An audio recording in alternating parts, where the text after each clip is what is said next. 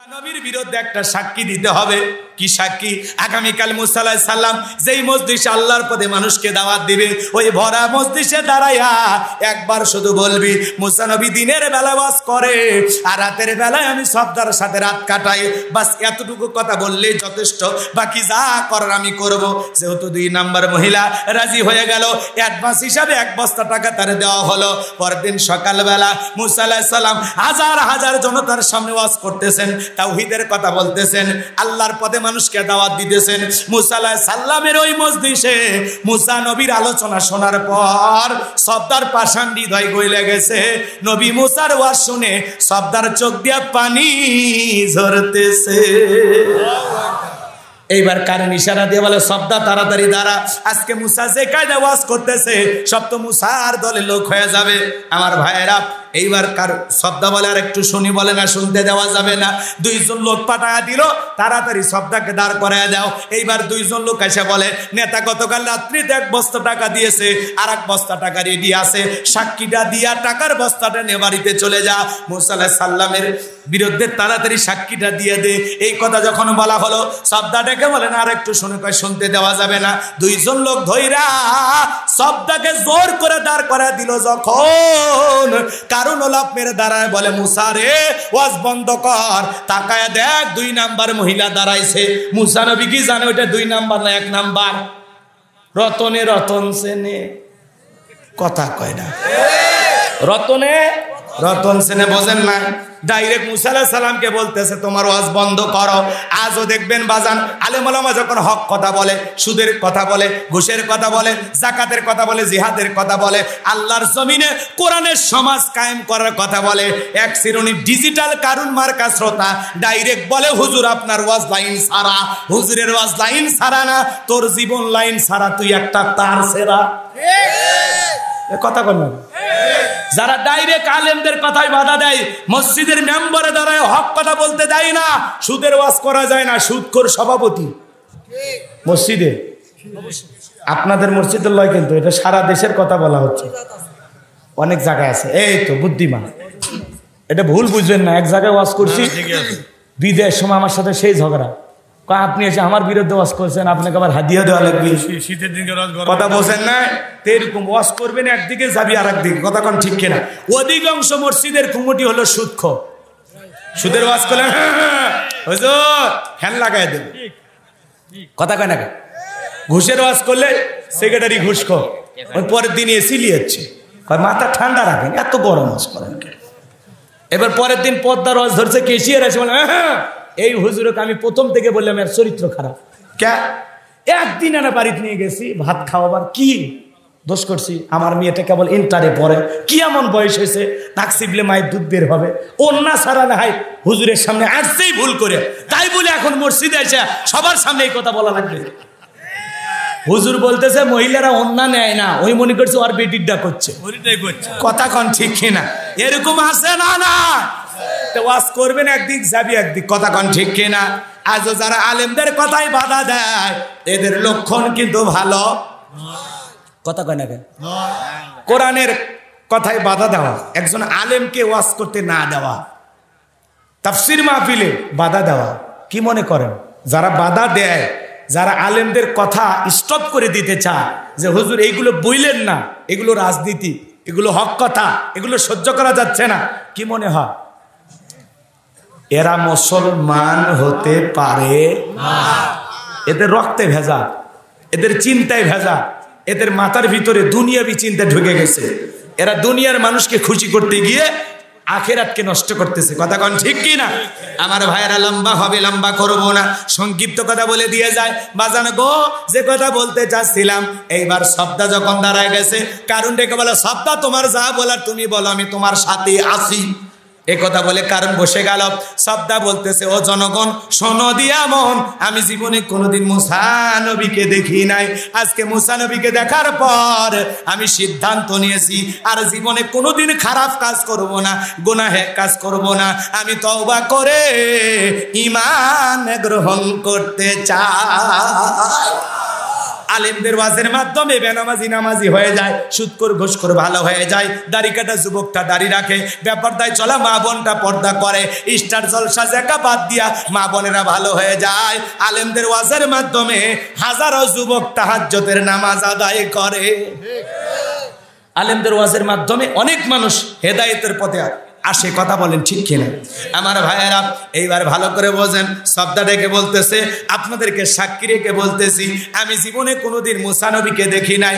আজকে মুসা নবীর আলোচনা শোনার পর সিদ্ধান্ত নিয়েছি আর খারাপ কাজ করব না, বাজে কাজ করব না, আমি তওবা করে ঈমান গ্রহণ করব। কিন্তু আপনারা এই কারণ কেন লাফালাফি করতেছে জানেন? শোনেন, এইবার রাতের গোপন তথ্য ফাঁস করে দিতেছেন। আল্লাহু আকবার বলেন। এবার দেখে বলে ভালো করে শোনেন আপনারা, মুসা নবীর চরিত্র ফুলের চাইতে পবিত্র। এই কারণ আমার বাড়িতে গতকালকে গিয়েছিল, আমার 1 বস্তা টাকা দিয়েছে, আর 1 বস্তা টাকা দেবে বলে ও আদা করেছে, বিনিময়ে আমাকে একটা সাক্ষী দিতে হবে। মুসা নবী দিনের বেলা ওয়াজ করে আর রাতের বেলা আমি সপ্তাহের সাথে রাত কাটাই, কিন্তু আপনাদেরকে সাক্ষী রেখে বলতেছি মুসা নবীর চরিত্র ফুলের চাইতেও পবিত্র। ওই কারণ হলো আমি সপ্তাহের নিয়মিত ভক্ত। জোরে বলেন আল্লাহু আকবার। ওয়ামাকারু ওয়ামাকারাল্লাহ ওয়াল্লাহু খায়রুল মাকিরিন। খেলাকার যারে ভাড়া করছে সাক্ষী দেওয়ার জন্য, তার মুখ দিয়ে সত্য কথা বের করে দিলেন কে? আল্লাহ। যে গর্ত করেছে নিজের গর্তে নিজেই পড়েছে, কথা বলেন ঠিক কিনা? আমার ভাইয়েরা, মুসা আলাইহিস সালাম রাগান্বিত হয়ে গেলেন, আল্লাহকে ডেকে বলে, আল্লাহ চাইতে গেছিলাম যাকাত, আর আমার বিরুদ্ধে এত বড় ষড়যন্ত্র মেনে নেওয়া যায় না। ও আল্লাহ, জমিনকে অর্ডার দেন, জমিন যেন কারণে ধন সম্পদ সহ কারণকে গ্রাস করে ফেলে। আল্লাহ দোয়া মঞ্জুর করলেন। এইবার কারণের ধন সম্পদ সহ জমিনের ভিতরে যখন হাঁটু পর্যন্ত চলে গেছে, কারণ ডেকে বলে, ব্যাপার না, লাফতে উঠবো, দেহে শক্তি আছে। এবার যখন মাজা পর্যন্ত, কোমর পর্যন্ত মাটির নিচে চলে গেছে, ও বলে ব্যাপার না, লাফতে উঠতে পারবো। এইবার যখন গলা পর্যন্ত জমিনের ভিতরে চলে গেছে, ডেকে বলে, মুসা ধন সম্পদ যা আছে সব তোমার আর তোমার আল্লাহর, তুমি নিয়ে যাও, আমার জানটা ভিক্ষা দাও। মুসা আলাইহিস সালাম ডেকে বলে, আল্লাহুস সামাদ, আমার আল্লাহ অমুখাপেক্ষী, আমার আল্লাহ কারো কাছ থেকে কিছু নাই না, আমার আল্লাহ দিয়ে যায়। কারণ রে, তোর ধন সম্পদ সহ জমিনের ভিতরে চলে যা, আর পৃথিবীর ইতিহাসের সাক্ষী থাক, তোর মতো যারা যাকাত না দিয়ে কৃপণতা করবে, সম্পদ জমায় রাখবে, কঠিন কিয়ামতের ময়দানে তুই কারুনের কাতারে আল্লাহ তাদেরও বিচার করবে। যাকাত হলো আপনার সম্পদকে পবিত্র করে, যাকাত হলো আপনার সম্পদকে বৃদ্ধি করে। যাকাত দেবেন বাঁচবেন, যাকাত দেবেন না এই সম্পদ আপনার জাহান্নামের শাস্তির কারণ হবে, বিষাক্ত সাপ হয়ে আপনাকে সবল মারবে। তখন বলবেন, কে রে এত সবল মারিস কে? তখন বলবে, আমি তোর দুনিয়ার মাল ব্যাংকে জমা রেখেছিস। কথা কয় না? যাকাত দেওয়া নফল না ফরজ? আপনার সম্পদের হিসাব করে 365 দিনের, ভালো করে বোঝেন, বছরে একবার হিসাব করে একবার যাকাত। কয়বার? তাহলে বছরে হিসাব নিকাশ করে আল্লাহ যদি ধনী বানায়, নিসাব পরিমাণে ধন সম্পদের মালিক বানায়, 1 লাখ টাকার কয় হাজার টাকা যাকাত, কয়েক লাখ টাকার কয় হাজার টাকা যাকাত, কয়েক কোটি টাকার কয়েক লাখ টাকা যাকাত, হিসাব নিকাশ করে বছরে যাকাত দেব আল্লাহকে রাজি খুশি করার জন্য। কারা কারা হাত তুলে দেখা? যারা যাকাত দিতে পারেন না তারাও হাত তোলেন। আল্লাহ যেন যাকাত দেওয়ার মতো অর্থ দান করেন। জোরে বলেন আমিন। আরো জোরে বলেন আমিন। আমার ভাইয়েরা, হাত নামান। তাহলে যাকাত ভিত্তিক অর্থনীতি চালু করা দরকার আছে না নাই? আর যাকাতের কথা বলবো না বাজান গো। যাকাত ভিত্তিক অর্থনীতি চালু করলে সমাজের সব অস্থিরতা দূর হবে, অভাব অনটন দূর হবে। কথা বলেন ঠিক কিনা? এইবার মুমিন বান্দার 4 নাম্বার গুণাবলী, ওয়াল্লাযীনা হুম লিফুরুজিহিম হাফিজুন। মুমিন বান্দার 4 নাম্বার গুণাবলী, নিজের যৌবনটাকে সংযত রাখা, নিজের যৌবনটাকে হেফাজত করা। ভালো করে বোঝেন, আল্লাহ শিশুকালের হিসাব নেবেন না, নেবেন যৌবনকালের। যৌবনকালের ইবাদত পছন্দ করেন কি? এই জন্য যুবক, হেলায় খেলায় যৌবন নষ্ট করলে হবে না। যৌবনকালের প্রত্যেকটা সেকেন্ডের হিসাব আল্লাহর কাছে দিতে হবে। যুবক রে, এই যৌবন আল্লাহর দেয়া আমানত। বিজয় যৌবন, খবরদার খবরদার যুবক, মুমিনের যৌবন হোটেলে বিক্রি হতে পারে না, মুমিনের যৌবন পার্কে বিক্রি হতে পারে না। এক কথায় মুমিন বিয়ের আগে কোনো অবৈধ সম্পর্কের সাথে জড়াতে পারে না। মুমিন তার যৌবনকালের যৌবনের সময়টা আল্লাহর ভয়ে ইবাদত করে কাটাবে। কথা বলেন ঠিক কিনা? হযরত আলী রাদিয়াল্লাহু তাআলা আনহু বলেন, হযরত আলী রাদিয়াল্লাহু তাআলা আনহু বলেন, তোমাদের যৌবন থাকবে না, আমল নামায় গুনাহ ঠিকই লেখা থাকবে। কথা বলেন ঠিক কিনা? যৌবনকালে আমরা গুনাহ করি, কিন্তু একদিন যৌবন থাকবে না। ওই যৌবনকালে যে গুনাহ করেছি আমল নামায় সেই গুনাহ ঠিকই লেখা থাকবে। কথা বলেন ঠিক কিনা? আমরা যৌবনকালে শয়তানের ওয়াসওয়াসায় পড়ে গুনাহ করতে ভালোবাসি, আর যৌবনকালের ইবাদত ভালোবাসেন কে? আল্লাহ। আরো জোরে আল্লাহ, আরো জোরে বলেন। আপনি আমি যৌবনকালে গুনাহ করতে পছন্দ করি, আর যৌবনকালের ইবাদত আল্লাহ পছন্দ করেন, আল্লাহ ভালোবাসেন। তাহলে আল্লাহর ভালোবাসায় যৌবনকালে বেশি বেশি ইবাদত করে সময় কাটানো দরকার আছে না না? আরো জোরে বলেন, দরকার আছে না নাই? যুবক রে, ভালো করে বুঝবা, এই রঙের যৌবন একদিন জং ধরে শেষ হয়ে যাবে, এই কাঁচা দাড়ি একদিন সাদা হয়ে যাবে, টাইট চামড়া একদিন ঢিল হয়ে যাবে। কথা বলেন না কেন? তোমার গহনা দিন ফু রাইয়া যাইবে, গহনা দিন ফু রাইয়া যাইবে, যৌবনে লাগবে ভাটি, ওই যে দেখো ডাকিতেছে তোমায় কবরের মাটি, ওই যে দেখো ডাকিতেছে তোমায় কবরের মাটি। কথা বলেন ঠিক কিনা?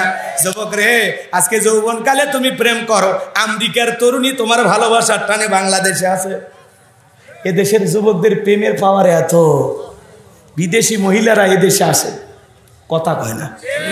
পৃথিবীর কোন দেশে যদি প্রেমিকদের প্রতিযোগিতা হইতো, বাংলাদেশ বিশ্ব চ্যাম্পিয়ন হতো।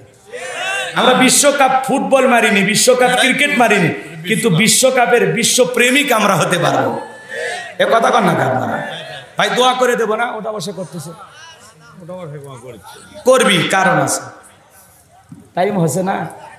12টার পরে যত ভালো ওয়াজ করেন, আমি বাংলাদেশে দেখছি অনেক জেলা আল্লাহ ন্যায় যায়, ধৈর্য থাকে না, কর্মব্যস্ততা আছে, দোকান খুলতে হবে, তারা জমিতে কাজ করতে হবে, সারা রাত ওয়াজ শুনলে ফজরের নামাজ আছে। কথা কান ঠিক কিনা? তো অনেক চিন্তা ভাবনা করো। এই জন্য যারা মাহফিল গুলো সাজান, দয়া করে বক্তাদেরকে একটু সময় মতো দিন। কথা বোঝেন নাই? তো এই জন্য এলোমেলো করা যাবে না। ভাই শোনেন, আর কয়েকটা মিনিট দেওয়া যাবে না? কথা কয় না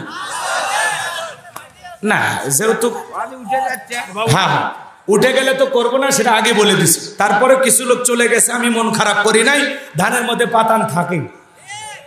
তো কিছু শ্রোতা মনে করে এলে ওয়াজ, হুজুরের ওয়াজ আমার পকেটে, এমনি ভালোবাসি, এক নজর দেখতে পাচ্ছি না। কথা কয় না। ওই এক ছেলে কিছুক্ষণ আগে আমাকে আসার সময় করছে, হুজুর আই লাভ ইউ। বাপ রে বাপ, বউ বোধহয় জীবনে পাইনি এ আমাক করছে। কথা কয় না, মানে এদের আবেগ বেশি, কাছে পাইলে হুজুর এটা ছবি তুলি। এখন আমি বেকা হয়ে আছি না সোজা আছি, দেখার দরকার নেই, ওই ছবি তুলবার পাইলে খুশি। রাগ করতেছেন মনে হয় না? আচ্ছা এ যুবকে, যৌবন কালে গুনাহ করবো না ইবাদত করবো? জোরে জোরে। যৌবন কালের হিসাব নেবেন কে? আল্লাহ। তোমার এই যৌবন কালে, ও চাচা এখন তো যৌবন নাই, 70-80 পার হয়ে গেছে, আর কত চলে? জীবন তো শেষ। কিন্তু ওই যে 22 বছর বয়সে, ওই যে যমুনা নদীর প্রেম ঘাটে, ওই যে সয়ালা নৌকা চড়ে, ওই যে চরের ভিতর, ওই যে কাশফুলের পাশে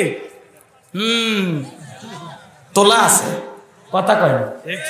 এ যুবকে, ওই যে কলার বাগানের ওই সাইডে গেলে না, ওই যে সেদিন দুপুরবেলা ওই যে চুমকির সাথে দেখা হলো, হ্যাঁ ফেরেশতারা কিন্তু ভিডিও করে রাখছে। কথা কন ঠিক কিনা? এ যুবক, ওই যে রাত 2টার দিকে ওই যে উত্তর পাড়ার ওই যে শেফালির দরজায় গেছিলে না, ওইটা কিন্তু রেকর্ড করা আছে। তার মানে তুমি আমি দিনের আলোতে, রাতের আধারে, গোপনে প্রকাশে যা করতেছি, কথা কয় না, কথা কয় না, সব রেকর্ড করা আছে। যৌবনের পরীক্ষা দিয়েছিলেন ইউসুফ আলাইহিস সালাম, সুবহানাল্লাহ। জুলেখা গোপন কক্ষে নিয়ে গেছে, 10টা দরজায় তালাবন্দি। ইউসুফ আলাইহিস সালামের ওই সাথে ওই ঘরের ভিতর করতে চাই সন্ধি। ইউসুফ আলাইহিস সালাম ডেকে বলে, জুলেখা তোর মনের অবস্থা কি আমি বুঝতে পেরেছি, কথা বোঝেন নাই মনে হয়। 10টা দরজায় তালাবন্দি গোপন কক্ষে, ইউসুফ নবী আর জুলেখা ছাড়া কেউ নাই। এখনকার যুবকদের এত তালা লাগবে? ওরা পার্কের সিপে গলি পাইলে আর পিরিতের 12 মাস। কথা কন না কেন? এমন পিরিতি বেজে যায়, কয়েকদিন পর মহিলা বমি করে। বিয়ের দাবিতে ছেলের বাড়িতে চলে আসছে, মেয়ের বাড়ি বাগেরহাট, চলে যাচ্ছে বগুড়া শিবগঞ্জ। এলাকার মন্ডল মাতাব্বর সিআরবির মুক্তিযোদ্ধা করছে, কে মা তোর বাড়ি কই? কয় বাগেরহাটে। মা এইখানে কেন? এই বল্টুর বাড়িতে কেন? কয় বল্টু তো নাট টাইট দিছে। কথা কয় না, এই বল্টু আমার সর্বনাশ করছে। কি করছে মা? কয় জানেন না, বিবাহের প্রলোভন দেখায় একাধিকবার। কি করেছে আমি আর বলবো না। তো যার ফলে আমার পেটে এখন 3 মাস, আমি এখন মা হতে চলেছি। এই যে আজকে বাংলাদেশে একটা আদালতে বিচার হলো, কথা কয় না। কি করছে? বিয়ের আগে কি করছে? ধর্ষণ করছে। বিয়ের লোভ দেখাইছে কিন্তু বিয়ে করেনি, যার কারণে ধর্ষণ করছে। মেয়ে গর্ভবতী, বাচ্চা হয়েছে 3 মাসের ছোলের ডিএনএ টেস্ট কইরা বোঝা গেল এই সেই হারামি। তখন বিচারকের আদালতে বলতেছে, যখন এই কাম করছিস এখন বাপ হতে সমস্যা কি? হয় বিয়ে কর, না হলে সারা জীবন জেলখানা থাক। তখন বলতেছে আমি রাজি। তাহলে এই যে পৃথিবীর মানুষকে জানানোর দরকার আছে, কথা বলেন। এখন বিবাহের দাবিতে আন্দোলন করা লাগে, এই অবস্থা আছে না নাই? বাংলাদেশের এখন ঘরে ঘরে, এলাকায় এলাকায় এই সমস্যা। এজন্য মা বোনদেরকে বলো, মা নিজেকে সস্তা বানাবেন না। কথা বলে নাকি? যুবকদের 2-1টা মিষ্টি ডাইলগে নিজের সতীত্ব বিলিয়ে দেবেন না। কথা বলে ঠিক কি না? আল্লাহ মা বোনদেরকে সঠিক বুঝদান করুন, জোরে বলুন আমিন। কোন ছেলে যদি আপনাকে প্রেমের প্রস্তাব দেয়, ডাইরেক্ট বলবেন আমাকে না, আমার আব্বাকে যা বল। তোর যদি তুই আমার পছন্দ হয়, আব্বারে যা বিয়ের প্রস্তাব দে, আমিও রাজি আছি। কথা কয় না? কিন্তু তোর পিড়িতে 6 মাস জ্বলতে পারবো না। কথা কয় না কেন? এরপরে আমারে বেকা দিয়ে ছাকা দিবি। কারণ ওই যে হুজুর ওয়াজ করলো, 150টা প্রেম করতে রাজি কিন্তু একটা বিয়ে করতে রাজি নেই। এরকম ছেলেমেলা আছে না? এক একটা ছেলের কয়টা যে বান্ধবী ও নিজেও জানে না। কথা কন ঠিক না? রাগ করবেন না বাজান, মন খারাপ করবেন না। যে কথা বলতে যাচ্ছিলাম, আজকে বিয়ের দাবিতে ছেলের বাড়িতে আসা অনশন করে, ধর্মঘাট করে, এলাকার মানুষের সামনে মানিজ্য তার থাকে না। আবার যার বাড়িতে আসছে আবার তালা মারে ভেগে গেছে। ফোনে আবার যায়, যখন সাংবাদিকেরা ফোন দেয়, এই মেয়ে বিয়ের কয় এই মেয়ে খারাপ, চরিত্রহীন, এমনি আছে, তে পালাসু কে? তুই এত বড় সাধু আল্লাহর ওলি, তো পালাসু কে? কথা কয় না কেন? আর একজনের বাড়ির যায় না, তোর বাড়ির যায় কি? কথা কয় না কেন? যুবকদেরকে আল্লাহ হেদায়েত দেন। এই যুবক, তোদের পায়ে হাত দিয়ে অনুরোধ করি, বিয়ের আগে কোনো অবৈধ সম্পর্ক করা যাবে? বিয়ের আগে কোনো পরকীয়া প্রেম করা যাবে? আল্লাহ যুবকদেরকে হেদায়েত দান করুক, জোরে বলুন আমিন। আমার ভাইয়েরা, জুলেখা কাছে যায় আর ইউসুফ আলাইহিস সালামকে ইশারা দিয়ে কি যেন বুঝাইতে চায়। দেখে বলে, দিলে বড় জ্বালা রে পাঞ্জাবিওয়ালা, হুজুর সবই বোঝে, আমারে বোঝে না।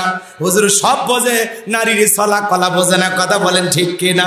জুলেখা নিজের কাপড় ছিঁড়ে দেবতার মুখগুলো ঢাকতেছে। ইউসুফ আলাইহিস সালাম ডেকে বলে, কাপড়ে ঢাকিলে তুমি দেবতার মুখ, কি দিয়া ঢাকিবা তুমি বিধাতার মুখ? কথা কয় না কেন? জুলেখা কাছে যায় আর ডেকে বলে, ইউসুফ তোমার চোখ দুটা ভারী সুন্দর। ইউসুফ আলাইহিস সালাম ডেকে বলে, এ চোখ যে আল্লাহ সৃষ্টি করেছে তারে তুমি ভয় করো। ইন্নিয়া খাফুল্লাহ, অন্তরে আল্লাহর ভয় নিয়া। ইউসুফ আলাইহিস সালাম ডেকে বলে, আল্লাহ জুলেখার মনের অবস্থা আমি বুঝতে পেরেছি। এখান থেকে নিজের ইজ্জত সম্মান বাঁচানোর জন্য দৌড় মারার দায়িত্ব আমার, আর আপনার কুদরত থেকে তালা খুলে দেওয়ার দায়িত্ব আপনার। আল্লাহর উপরে তাওয়াক্কুল করে, আল্লাহর উপরে ভরসা করে নিজের ইজ্জত সম্মান বাঁচানোর জন্য ইউসুফ নবী যখন জোরে করে দৌড় মারছেন, আল্লাহর কুদরত থেকে প্রত্যেকটা দরজার তালা খুলে গেছে। বলেন সুবহানাল্লাহ। এইবার যখন শেষ দরজায় চলে গেছেন, জুলেখা পিছন থেকে মারছে থাবা, জামা ছিঁড়ে গেছে। ইউসুফ আলাইহিস সালাম ডেকে বলে, জামা ছিঁড়ে যায় যাক, ইজ্জত দেওয়া যাবে না। এইবার জুলেখা আর ইউসুফ নবী দৌড়ে যায়, শেষ দরজায় যায় দেখে তার স্বামী আজিজ মিসর দাঁড়ায় আছে। কথা আছে, যেখানে বাঘের ভয় সেখানে রাত হয়। স্বামীকে দেখা মাত্রই জুলেখা নেকা কান্নার অভিনয় শুরু করছে। যে মহিলা কথায় কথায় কাঁদে, বুঝবেন ওই মহিলার ভিতরে ভেজাল আছে। দেখেন না, কথায় কথায় কান্দে আর পায় আমার কেউ নেই। তো তোর কেউ নেই, বেঁচে আছো কে? কথায় কথায় কান্না করে, কিছু বলার আগে কান্দতে দেয়, মনে হয় চোখত মোটর বসে রাখছে, টিপ দেওয়া সয় না। আছে না না এরকম মহিলা? যে মহিলা কথায় কথায় কান্না করে, বুঝবেন যে যত কাঁদে ওর ভিতরে তত ভেজাল বেশি। তোর এত কান্দা লাগে কে? ঘটনা কি খুলে বল। এই বউ কান্দিস না, ঘটনা কি খুলে বল। তোর কথাটা শুনে যদি মনে হয় যে কথায় কান্দা উচিত, স্বামী স্ত্রী দুইজন একসাথে জামাত করে কান্দা হবে, কিন্তু কথা কর আগে কান্দিবার পারবো না। কিছু মহিলা আছে কান্দেই মামলা জিততে চায়, কান্দেই মানুষের ভালোবাসা নিবে চায়। আছে না না? তোর চোখতে এত পানি আসে কোত্থেকে? কথা কর না কেন? স্বামী পিঠ পে নিলেও কান্দিস না, কারো মা কথা কয় না। আর এমনি কান্দিস, ব্যাপারটা কি? কি হলো দাদা? কষ্ট হচ্ছে আপনাদের না? আমার ভাইয়েরা মন খারাপ করবেন না। এইবার জুলেখান একা কান্নার অভিনয় শুরু করছে, ডেকে বলে, স্বামী ইউসুফকে ছেলের মতো দেখতাম, আজকে সুযোগ পাইয়া ইজ্জতের দিকে হাত বাড়াইছে, আর একটু দেরি হয়ে গেলে আমার সর্বনাশ হয়ে যাইতো। আর মনে মনে ঢেকে বলে, মরার স্বামী আসার সময় পাইলি না, আর একটু দেরি করে আসলেই তো হইতো। কথা কন ঠিক কিনা বাজান গো? নেকা কান্নার অভিনয় করা, মিথ্যা তহমত দিয়া, মিথ্যা ট্যাগ লাগাইয়া আল্লাহর নবী ইউসুফ আলাইহিস সালামকে 1 নয় 2 নয় 9.5 বছর জেল খাটাইছে। কথা বলেন ঠিক কিনা? এজন্য নারীদের ষড়যন্ত্র বড় মারাত্মক। নারীরা যদি কারো বিরুদ্ধে একবার চক্রান্ত আর ষড়যন্ত্র করে, ভালো করে বুঝবেন, শয়তান ওর কাছে ফেল মারে। কথা কয় না কেন? নারী যদি কারো বিরুদ্ধে একবার লাগে, শয়তান ওর কাছে পারবে না। এজন্য যুবক তোদের পায়ে হাত দিয়ে অনুরোধ করি, কোন নারীর ছলনার প্রেমের জালে, মায়ার জালে, রূপের জালে আটকে যায় না। যুবক রে, পুলিশে ধরলে বাঁচবি, র্যাবে ধরলে বাঁচবি, কিন্তু কোন নারীর ছলনার ফাঁদে, প্রেমের জালে, মিষ্টি কথার মায়ার জালে একবার যদি ফাটকে দেয়, ফান্দে পড়িয়া বগা কান্দে রে, সারা জীবন কেঁদেও ওই বিষাক্ত কালনাগিনীর সবল থেকে তোরা বাঁচতে পারবি না। ওরা ছেলেদের ভালোবাসে না, ওরা কোন ছেলেদের মন নিয়ে ব্যবসা বাণিজ্য করে। যে যত দামি গিফট করে তারে তত ভালোবাসে। কথা কয় না কেন? এই জন্য ওদেরকে বিশ্বাস করা যাবে না, ওরা ছলনাময়ী। ওরা রূপের জালে ফাঁসায়, মায়ার জালে ফাঁসায়। ওরা আসলে কাউকে ভালোবাসে না, ওরা কারো ভালোবাসা পাওয়ার যোগ্যই না। বিদায় কোন মহিলার মিষ্টি কথাই জীবনটা নষ্ট করা যাবে না। পরে বেকা হয়ে শেখা হয়ে খুব আজব প্রতি রাত গাঁজা খাই তোর আশায় থাপড়া হতে। এই জন্য পিতা মাতা পছন্দ করে বিয়ে দেবে যেখানে বরকত আছে। মোবাইলে পিরিতি জমায়ও না। কথা কয় না কেন? কিছু ছেলেবেলা আছে না নাই, সারা রাত মোবাইলে কথা কয়, ভাব জমায়। আল্লাহ যুবকদের হেদায়েত দান করুন। আছে না নাই? তুমি যার লাগিয়া এমবি ভরো, তার তো বাটন ফোন। তুমি যার লাগিয়া এমবি ভরো, তার তো বাটন ফোন। কেমন করে বুঝবে রে সে, কেমন করে বুঝবে রে সে, ডিজিটাল তোর মন। তুমি যার লাগিয়া এমবি ভরো, তার তো বাটন ফোন। বলবো? এরা যুবক লয় তো, বলবো আরো জোরে বলবো? মেসেজ দিলে সেন্ড করে না, দেয় না তো রিপ্লাই। ভিডিও কলে বলবা কথা, ক্যামেরা তার নাই রে, ক্যামেরা তার নাই। মেসেজ দিলে সেন্ড করে না, দেয় না তো রিপ্লাই। ভিডিও কলে বলবা কথা, ক্যামেরা তার নাই রে, ক্যামেরা তার নাই। ডিজিটালে যুগ জামানায়, ডিজিটালে যুগ জামানায়, অ্যানালগ তার মন। তুমি যার লাগ ইয়া এমবি ভরো, তার তো বাটন ফোন। প্রেম প্রীতি ভালোবাসা বিয়ের আগে নয়, মনের মধ্যে রাখো তুমি পরকালের ভয় রে, পরকালের ভয়।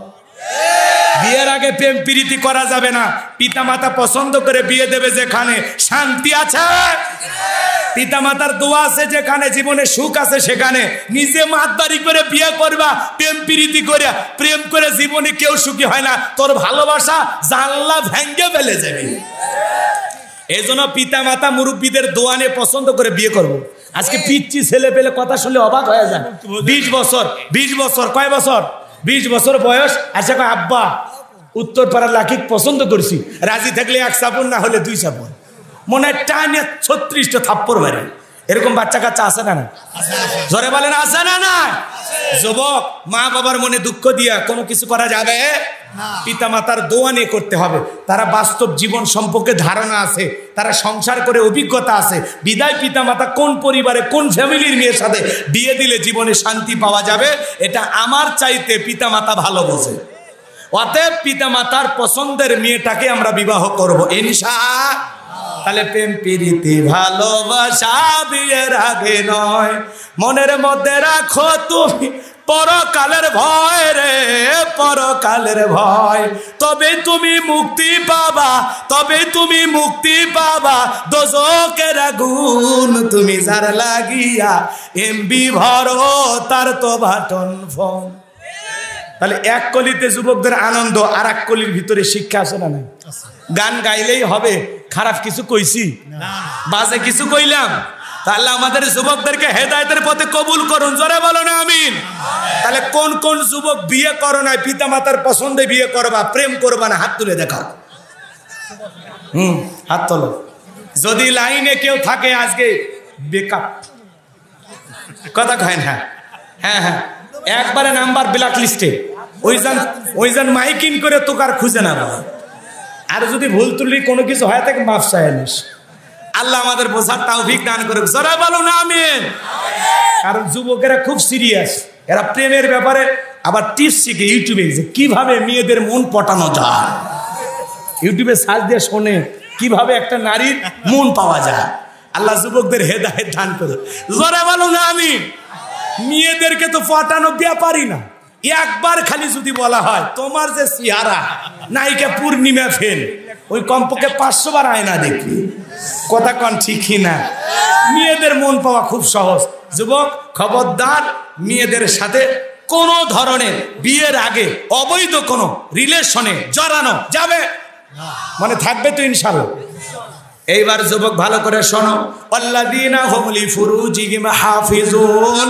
মুমিন বান্দার 4 নাম্বার গুণাবলী নিজের যৌবনটা হেফাজত করা। তাহলে যৌবন কালে ইবাদত করব কার? যৌবন বয়সের সিজদা পছন্দ করেন কে? যৌবন বয়সের ইবাদত ভালোবাসেন কে? এইবার মুমিন বান্দার 5 আর 6 নাম্বার গুণাবলী, ওয়াল্লাযীনা হুম লিআমানাতিহিম ওয়া আহাদিহিম রাউন। মুমিন বান্দার 5 নাম্বার গুণাবলী আমানত রক্ষা করা। এই জীবনটা আমানত, ছেলে মেয়ে আমানত, স্ত্রী সন্তান আমানত, যৌবনটা আমানত। শিক্ষকের কাছে ছাত্র ছাত্রী আমানত, বক্তার কাছে শ্রোতারা আমানত, ইমামের কাছে মুসল্লি আমানত। কথা কয় না? নেতার কাছে জনগণ আমানত। কথা বলেন ঠিক কিনা? মাননীয় প্রধানমন্ত্রীর কাছে এদেশের 18 কোটি জনগণ হলো আমানত। 5 নাম্বার আমানত রক্ষা করা, আমানতের খিয়ানত করা যাবে। 6 নাম্বার হলো ওয়াদা প্রতিশ্রুতি রক্ষা করা। মুমিন মুখে যা বলে অন্তরে তা বিশ্বাস করে, কাজে তা বাস্তবায়ন করে। মুমিন কোনোদিন প্রতিশ্রুতি ভঙ্গকারী হতে পারে না। মুমিন প্রতিশ্রুতি দিলে প্রতিশ্রুতি রক্ষা করবে। কথা কয় না? যারে যে ওয়াদা দিবেন সে ওয়াদা পালন করার দরকার আছে না নাই? এই যে সামনে ওয়াদার মৌসুম আসতেছে, নেতারা মাইক ধরবে আর বলবে গ্যাস দেবো, বিদ্যুৎ দেবো, পরে 60 টাকা কেজি আলু খা, 700 টাকা গোস্ত খা, 200 টাকা সয়াবিন খা, 300 টাকা পেঁয়াজ খা। যদি বলেন নেতা নির্বাচনের আগে বলেন কমায় দিবেন, আমি কি এগুলো চাষ করি? কথা কয় না, বোঝেন নাই মনে হয়। এই জন্য বাজান, ওরা নির্বাচনের আগে আপনাকে বলবে সব সস্তা ফ্রি খাওয়াবে, কিন্তু সুযোগ বুঝে এমন কায়দায় বেড়ে দিয়ে বলবে এদেশের মানুষের রোজগার বেড়ে গেছে, বিদায় কেউ না খেয়ে নেই। বোঝেন না? এই জন্য ওদের চেনা বড় কঠিন। কথা কন ঠিক কি না? দেশের মানুষ কি চায়? যদি রাতের বেলায় জনগণের বাড়িতে যে খালি কান পেতে থাকতে, কি পরিমাণে যে গাল দেখাইতে, ও কান নিয়ে বাড়ি যাবার পারলো না। কথা কথা ঠিক কিনা? মন খারাপ করছে। ওই যে হাজ্জাজ বিন ইউসুফের কথা শোনেন না? বলতেছে জনগণ আমার কি কয়, নেতা খবর কি? আপনি যা শুনে দেখেন, জনগণ সব আপনি গালি দেয়। কয় তাই নাকি? বলে হ্যাঁ। এইবার ছদ্মবেশ ধারণ করে একজনের কাছে যা বলছে যে এই দেশের বাদশাহ হাজ্জাজ বিন ইউসুফ কেমন? কত বড় জালেম! এই হাজ্জাজ বিন ইউসুফ দেখছো তুই? চেহারা কখনো দেখা হয়েছে? কয় না, দেখি নাই। কয় আমি হাজ্জাজ বিন ইউসুফ। আমাদেরকে অনেকে পাগল মনে করে, আমরা যে মনে মনে গালি দেই এটা আর ওরা বোঝে না। ওরা মনে করে গালি মানে এটা জনগণের দোয়া। কথা ঠিক কিনা? আল্লাহ আমাদের হেদায়েত দান করুন, জনগণের ভাষা বোঝার তৌফিক দান করুন। জোরে বলুন আমিন। নিঃসন্দেহে দেশের উন্নয়নে, এদেশের ভালো যারা কাজ করতে চায়, এদেশের মুসলমানের নিরাপদ জীবন যারা দিতে চায়, এদেশের ইসলামওয়ালাদেরকে যারা শান্তি দিতে চায়, মানুষ তাদেরকে অভিভাবক হিসাবে বারবার চায়। কথা বলেন ঠিক কিনা? আল্লাহ জনগণের মনের ভাষা নেতাদেরকে বোঝার তৌফিক দান করেন। জোরে বলেন আমিন। কথা বেশি হয়ে গেল, বিরক্ত হয়েছেন? মিডিয়ার ভাইয়েরা যা হচ্ছে হচ্ছে, বুঝে শুনে দিও। কোনো নেতা নেত্রী, কোনো নায়ক নায়িকার ছবি লাগায় দয়া করে কেউ কোনো ওয়াজ ছাড়বেন না, উল্টাপাল্টা ডাইরেক্ট দেবেন না। খালি কবেন বগুড়ায় অসাধারণ ওয়াজ, শেষ। আর কিচ্ছু দেওয়ার দরকার নেই। এর আবার 5 মিনিট 10 মিনিট কাটে কখন কি বলছি ওইটা দিয়ে একেবারে অবস্থা খারাপ। বুঝলেন? বুঝলেন? অনেক কিছু ময়দানে বলা হয়, প্রচার করার দরকার নেই। দরকার আছে? হ্যাঁ, একটু কাটছাট করে দিও। আমরা বেঁচে থাকলে তোমাদের চ্যালেঞ্জ থাকবে, সবাই ভিতরে গেলে কার ভিডিও করবে এটা বুঝো। আল্লাহ বোঝার তৌফিক দান করুক। জোরে বলে না আমি আমার কি আংটির কথা এত হয়ে গেছে, এসে গেছে। লিল্লাহে তাকবীর। তাহলে 6 নাম্বার ওয়াদা, প্রতিশ্রুতি রক্ষা করা। মুখ দিয়ে নেতা যা বলবে জনগণের জন্য তাই করা লাগবে। কথা বলেন ঠিক কি না? 7 নাম্বার ওয়াল্লাযীনা হুম, 7 নাম্বার ওয়াল্লাযীনা হুম আলা সালাওয়াতিহিম ইউহাফিজুন।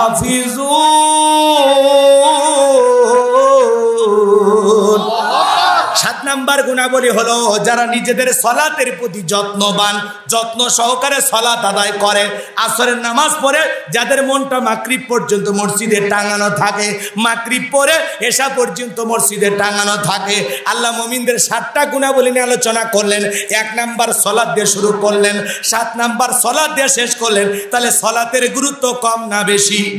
তাহলে 5 ওয়াক্ত সালাত মসজিদে গিয়ে জামাতের সহিত আদায় করা দরকার আছে না নাই? শুধু কি একাই নামাজ পড়বো বিবি কেউ নামাজি বানানো দরকার আছে না নাই? ছেলে মেয়ে যারা আছে ওদের কেউ নামাজি বানানো দরকার আছে না নাই? একটা পরিবারের 4 জন সদস্য সবাই যদি নামাজ পড়ে ভালো লাগে না খারাপ লাগে? তাহলে পরিবারের সবাইকে নামাজি বানাইতে রাজি কারা কারা? 2 হাত তুলে একবার দেখান। আল্লাহ আমাদের সকলের পরিবারদেরকে 5 ওয়াক্ত নামাজি বানায় দেন। জোরে বলেন আমিন। তাহলে গুণাবলী কয়টি?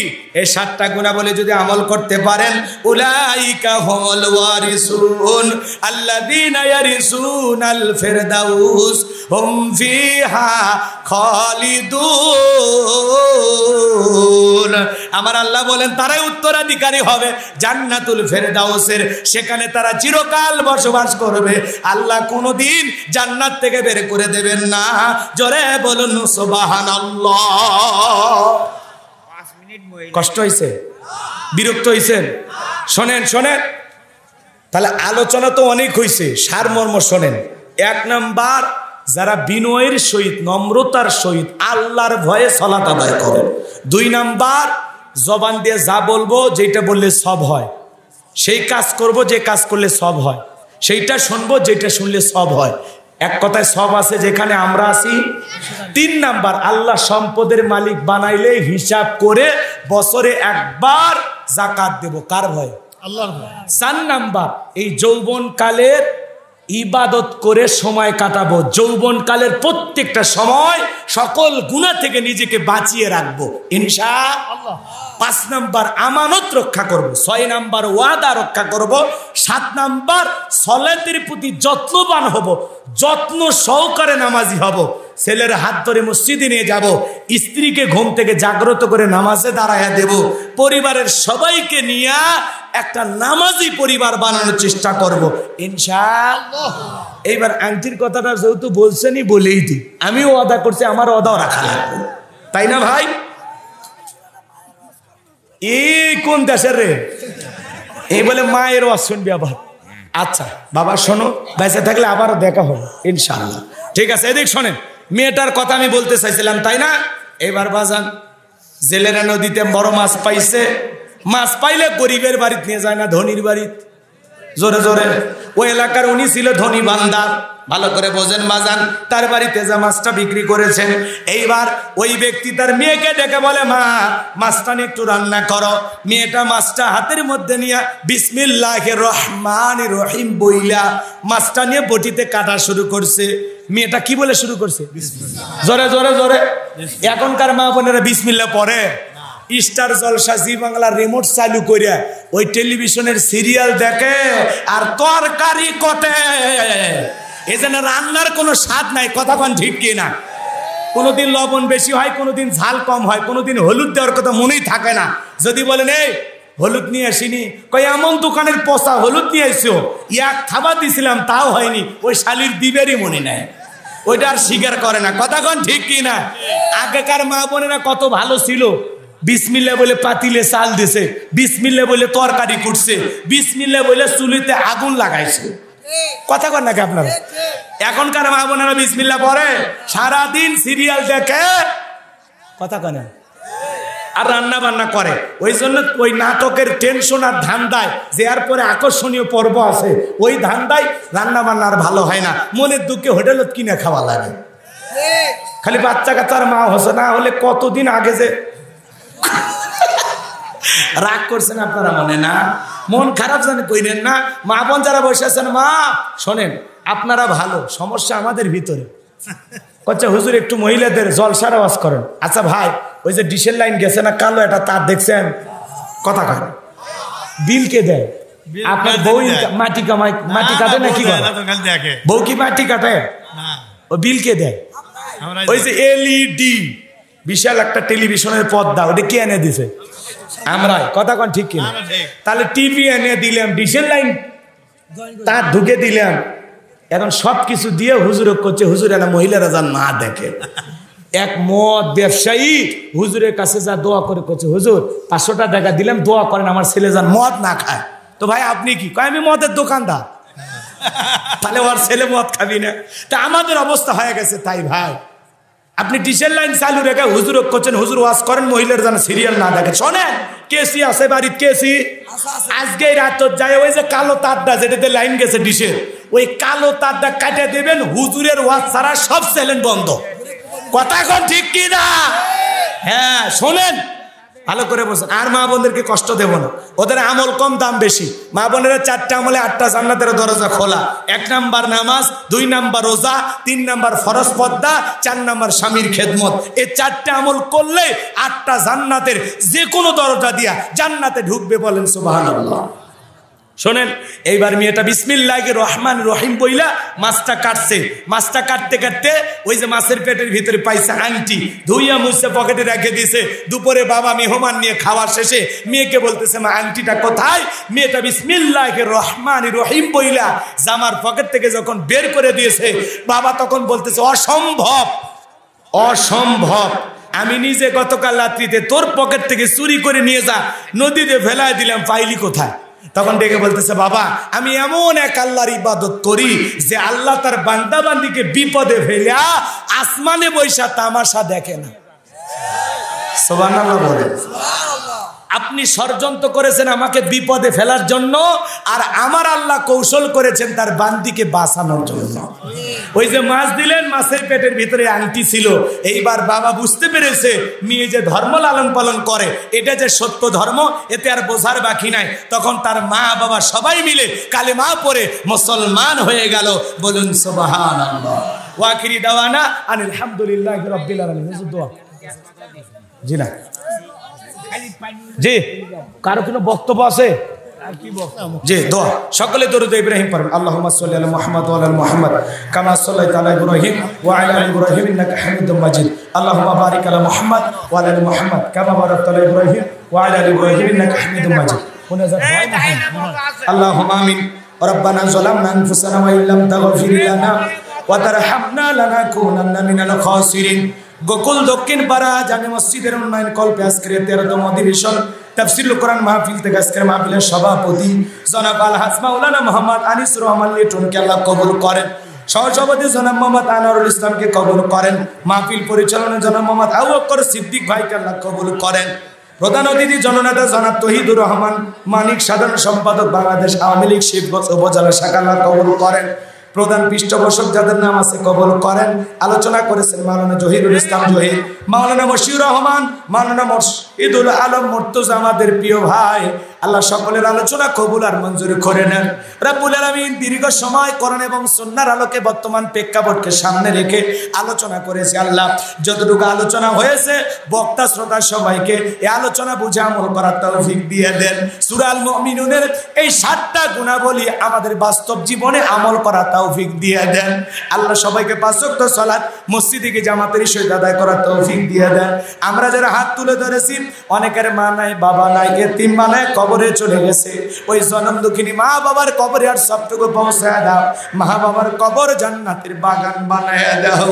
রব্বির হামহুমা কামা রাব্বায়ানি সগীরা, ও রব্বির হামহুমা কামা রাব্বায়ানি সগীরা। আমাদের আত্মীয় স্বজন পাড়া প্রতিবেশী যারা কবরে চলে গেছে মাফ করে দেন, কবরগুলো জান্নাতের বাগান বানায় দেন। পিতামাতা যাদের বেঁচে আছে আল্লাহ হায়াত বাড়ায় দেন। পিতামাতার খেদমত করে তাদের মুখে হাসি ফুটাইয়া জান্নাত অর্জন করার তৌফিক দিয়ে দেন। আমরা যারা হাত তুলে ধরেছি নফসের তাড়নায় পড়ে, দুনিয়ার মহব্বতে পড়ে, দিনের আলোতে রাতের আধারে গোপনে প্রকাশ্যে অনেক গুনাহ করেছি। আল্লাহ আমাদের সকলের তামাম জিন্দেগির গুনাহগুলো মাফ করে দেন। আল্লাহ আমাদের সকলের তামাম জিন্দেগির গুনাহগুলো মাফ করে দেন। আপনি যদি মাফ না করেন আমরা কার কাছে যাব? আল্লাহ আমি ছাড়া তোমার বান্দার অভাব নাই, তুমি ছাড়া আমাদের কোনো আল্লাহ নেই। আল্লাহ আমরা গুনাহগার, তুমি গাফফার, আমরা গুনাহগার, তুমি মুনিব, আমরা সবাই তোমার গোলাম। আল্লাহ আমাদের সকলের তামাম জিন্দেগির জানা অজানা ছোট বড় গোপন প্রকাশের সমস্ত গুনাহগুলো আপনি মাফ করে দেন। ওই কঠিন জাহান্নামের আগুন থেকে আমাদের মুক্তি দেন। রব্বানা সরিফান্না আযাবা জাহান্নাম ইন্না আযাবাহা কানা গরামা। রব্বানা আতিনা ফিদ দুনিয়া হাসানাতাও ওয়া ফিল আখিরাতি হাসানাতাও ওয়া কিনা আযাবান নার। আল্লাহ আজকের মাহফিলে নগদে বাকিতে যত মানুষ টাকা পয়সা দান করেছে আল্লাহ মসজিদের জন্য, আল্লাহ সকলের দানগুলো আপনার দরবারে কবুল আর মঞ্জুর করে নেন। আমার মা বোনেরা দান করেছেন, আল্লাহ মা বোনদের পর্দা করার তৌফিক দেন, স্বামীর খেদমত করার তৌফিক দেন, নামাজি বানায়া দেন। আল্লাহ মা বোনদেরকে হযরতে ফাতিমার উত্তরসূরি হিসেবে কবুল করে নেন। আল্লাহ আজকের মাহফিলে যত মানুষ দান করেছেন, যে যেভাবে যতটুকু পেরেছেন দিয়েছেন, আল্লাহ সকলের দানগুলো কবুল আর মঞ্জুর করে নেন। আল্লাহ মসজিদকে কবুল করেন, মসজিদ কমিটিকে কবুল করেন, মসজিদের মুসল্লি ইমাম মুয়াজ্জিন আল্লাহ সবাইকে কবুল করেন। এলাকাবাসীর উপর খাস রহমত বরকত নাজিল করেন। আল্লাহ যেই বাড়িতে খানা খাইলাম বসলাম ওই বাড়ির উপর খাস রহমত বরকত নাজিল করেন। আমার আবু বকর ভাই কষ্ট করে বারবার যোগাযোগ করে হঠাৎ অল্প সময়ের মধ্যে এই ডেটটা পেয়েছে। আজকে আমার গাইবান্ধায় মাহফিল ছিল, ওরা করতে দেয় নাই, আমার এই ভাই আয়োজন করেছেন। আল্লাহ আমার ভাইয়ের হেদায়েত দান করেন। আল্লাহ আবু বকর ভাই সহ যত যুবক ভাইরা অক্লান্ত পরিশ্রম করে অল্প সময়ের ব্যবধানে এত সুন্দর পরিবেশে এই মাহফিলটা আয়োজন করেছেন। আল্লাহ এই জান্নাতের বাগান লাগাইছেন। আল্লাহ তাআলা যে সমস্ত যুবক ভাইরা এত সুন্দর আয়োজন করেছেন প্রত্যেকটা যুবকের ঈমান খালিদ বিন ওলীদের মতো বানায় দেন, আমিরে হামজার মতো বানায় দেন। আল্লাহ প্রত্যেকটা যুবককে 5 ওয়াক্ত সালাত মসজিদে গিয়ে জামাতের সহিত আদায় করার তৌফিক দিয়ে দেন। আল্লাহ এলাকাবাসীর উপর খাস রহমত বরকত নাজিল করেন। মিডিয়ার ভাইদেরকে আল্লাহ হেদায়েতের পথে কবুল করেন। যারা আলেমদের ওয়াজের পাশে বিভিন্ন ধরনের ছবি লাগাইয়া আলেমদের সম্মানহানি করার চেষ্টা করে, আল্লাহ সে সমস্ত মিডিয়ার ভাইদেরকে হেদায়েত দান করেন। আল্লাহ আমরা গুনাহগার, বড় বিপদের ভিতরে অনেক কথা বলি, বাস্তবতা নিয়ে কথা বলতে হয়। আল্লাহ এ জবান দিয়ে মৃত্যু পর্যন্ত হক কথা বলার তৌফিক দাও। সকল মুসিবত থেকে আমাদেরকে হেফাজত করো। বাংলাদেশের মসজিদ মাদ্রাসাগুলো কবুল করো, হক্কানি ওলামা ইকরামদের কবুল করো। দেশি বিদেশি সকল ষড়যন্ত্রের হাত থেকে আমাদের প্রিয় মাতৃভূমি সোনার বাংলাদেশটাকে আল্লাহ রহম করো। আল্লাহ এই দেশের উপর খাস রহমত বরকত নাজিল করো। ফিলিস্তিনে নির্যাতিত অসহায় মাজলুম মুসলমানদেরকে আল্লাহ বিজয় দান করো।